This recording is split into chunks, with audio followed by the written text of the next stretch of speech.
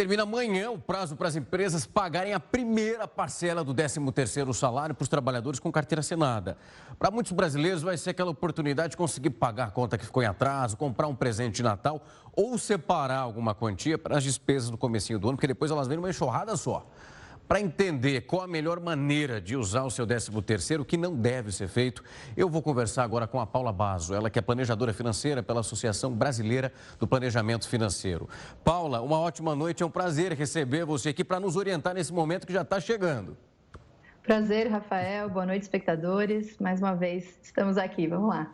Paula, eu sempre ouvi sobre a necessidade, assim, de já começar a pensar, antes da chegada do dinheiro, sentar, colocar suas contas também na mesa junto com você e verificar o que precisa ser feito nesse momento, antes mesmo da chegada do dinheiro, para não gerar uma bola de neve já daqui a alguns dias. Esse é o passo inicial?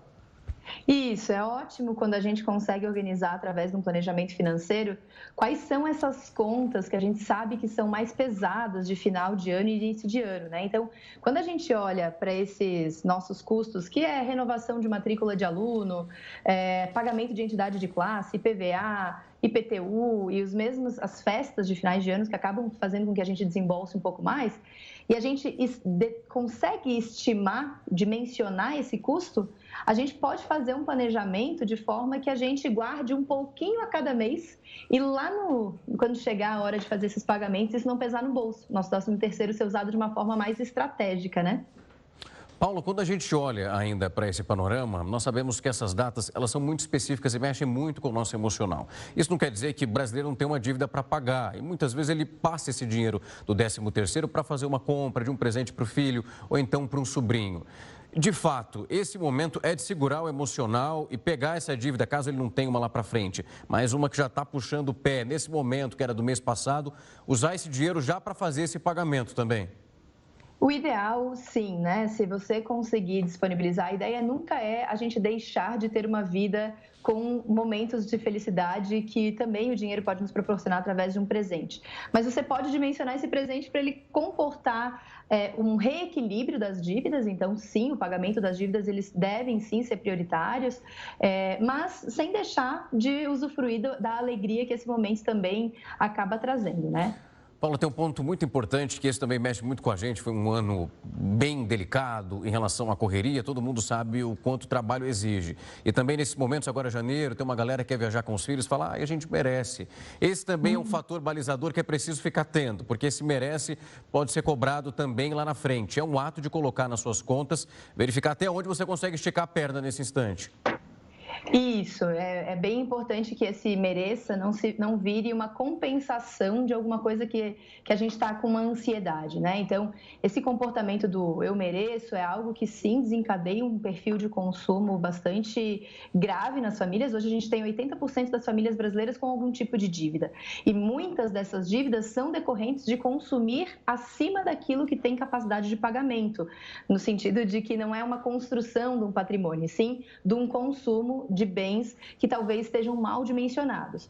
Eu gosto sempre de falar que a gente consegue sim fazer uma mesma viagem que pode custar um valor X e uma outra que vai custar 4 ou 5 vezes X. Então, se o movimento vai ser de usufruir para algum tipo de viagem, algum prazer, tente estabelecer qual é o limite que você pode guardar, que você pode utilizar para essa viagem e, inclusive, assim, estabelecer quanto que você vai gastar de refeição, quanto você vai usufruir para gastos de pequenos presentes, ou se você vai para o litoral, quanto você vai gastar na praia, né? Para não deixar aquela emoção do momento, achar que a gente pode gastar além da medida e aí voltar para casa não com um momento de prazer e sim com uma dor de cabeça aí que vai assolar pelos próximos meses.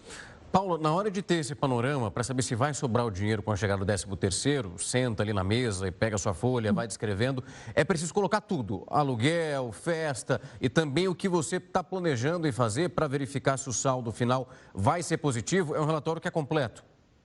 Perfeito, a gente consegue, isso se chama orçamento doméstico, Rafael. A gente tem aí o orçamento, você distribui tudo que você tem de entradas de dinheiro Lá você vê quanto que você tem de bônus, quanto que você tem de 13º, às vezes premiação ou o adicional de férias, tudo que você tem em 12 meses e tudo que você tem também de despesa nesses 12 meses, incluindo as despesas que são essenciais para a manutenção da nossa vida, então moradia, educação, saúde, transporte.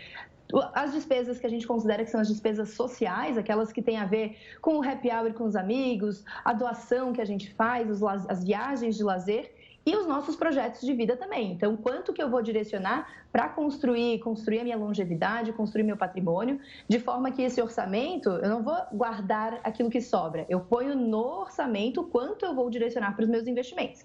Então, se eu olho isso anualizado, tem meses que eu vou desembolsar muito mais e tem meses que eu desembolso menos. Nesse caso, eu consigo ver uma média.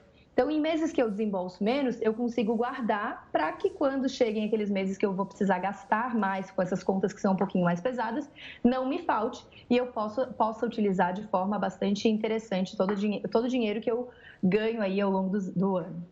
Paula, nesse caso, se chegamos a um resultado positivo no final desse orçamento, você que acompanha de perto, entende muito bem desse planejamento, é melhor adiantar já as contas do início do ano? Você falou sobre essa possibilidade de verificar, porque janeiro é muito pesado para a maioria das famílias. É uma boa opção ou aí é de fato um manejamento familiar? Se quiser comprar um presente extra, se quiser gastar mais na viagem, aí é um balizamento familiar. A gente pode, por exemplo, para quem já está com o orçamento equilibrado, pode avaliar se faz uma declaração de imposto de renda, por exemplo, no formato completo. Daqui a pouco fazer uma contribuição para um PGBL vai fazer o que a gente chama de diferimento fiscal. A pessoa vai se beneficiar de uma restituição de imposto de renda lá em abril, de um valor que ela conseguiu botar para os seus investimentos. Então, essa é uma possibilidade muito saudável, só que tem que ser feito ainda dentro deste nosso ano fiscal, ou seja, até o final deste mês de dezembro. Para o pagamento de contas do próximo ano, vale a pena a gente entender quanto que está o benefício do pagamento antecipado. Às vezes, o valor que a gente recebe de desconto, por exemplo, se ela é equivalente à nossa taxa de juros Selic, né, que hoje está em 13,75, vale a pena, se ela é equivalente a isso, pagar antecipado. Agora, se você recebe um desconto menor que isso, você pode deixar isso na sua reserva de emergência e ir pagando aos poucos, porque aí você consegue, com o retorno do investimento, ganhar um extra aí através da remuneração dos juros dos seus investimentos. Paulo, a gente está falando também de um dinheiro que ele tem uma entrada muito significativa para o setor do comércio, né? Que automaticamente espera uma venda maior para essa época do ano, que automaticamente vai ajudando a criar um respiro um pouco maior para a nossa economia. De um lado, a gente vai tentando manejar as famílias da melhor maneira possível, cada um sabe da sua necessidade, mas também uma expectativa do outro lado, pedindo para que esse dinheiro seja gasto.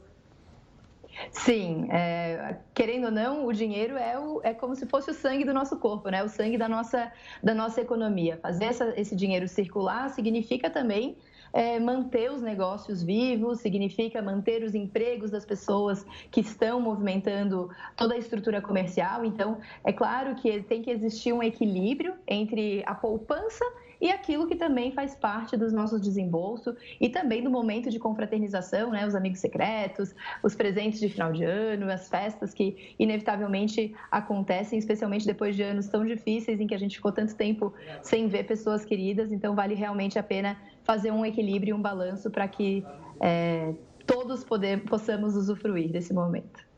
Paulo, imagino que também dá para fazer, quem saiu de férias e não pediu um adiantamento, tem duas parcelas. Tem uma que automaticamente cai aí junto com o pagamento, até o final, amanhã já está terminando o mês, e depois o outro na sequência em dezembro.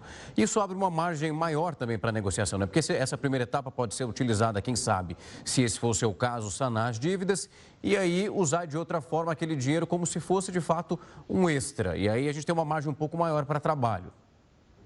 Sim, acho que por isso a importância, Rafael, de olhar realmente, fazer esse olhar para o seu orçamento, para entender de que forma você pode utilizar sem comprometer as suas responsabilidades, né? Então, sim, pode ser usado de forma a quitar uma parte, de novo, trazendo equilíbrio para esse momento, né? Acho que a palavra-chave aqui é equilíbrio, saber que esse recurso ele pode vir para quitar dívidas e devolver, de repente, uma qualidade de emoção aí que, de repente, pessoas que estão endividadas não estão dormindo bem, não estão conseguindo trabalhar bem por conta desse desafio financeiro. ao mesmo tempo, falar de uma qualidade de momento presente, né, de estar com as pessoas queridas, e também de uma qualidade de vida futura, de construção do seu patrimônio. Então, olhar para esse recurso como uma possibilidade de dividir em 3 cestas, né? Organização financeira, usufruto e construção de prosperidade ao longo de sua vida. Paula, para a gente finalizar, que o tempo passa correndo, se tivesse uma dica que você, foram muitas já dadas aqui, em relação a não faça isso com o seu 13º. Tem uma que você consegue colocar na ponta do nosso ranking em primeiro lugar para isso nem ser pensado? Acho que não gaste tudo do que você está ganhando, né? Esse valor é uma recompensa pelo tempo de vida que você doou para ajudar alguém, né?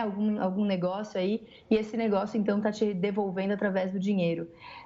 Escolha como você quer gastar essa sua vida, né? De que forma você vai gastar tudo aquilo que você levou um ano para construir em um dia, em 2 dias, em 3 dias. Por que não fazer isso ser algo sustentável ao longo de sua vida? Então, não esqueça de separar uma parte, sim, para a construção da sua prosperidade. Não gaste tudo que você tem aí. Muito bacana, ótimo. Paula, foi um prazer te receber para conversar com a gente. Muitos brasileiros na expectativa já para receber esse dinheiro entre hoje e amanhã, então é bom pensar com muita parcimônia nesse momento. O investimento, ele é uma ótima opção. Paula, muito obrigado por ter aceito o nosso convite e vir aqui conversar conosco. É um prazer. Até mais. Até mais. Tchau, tchau.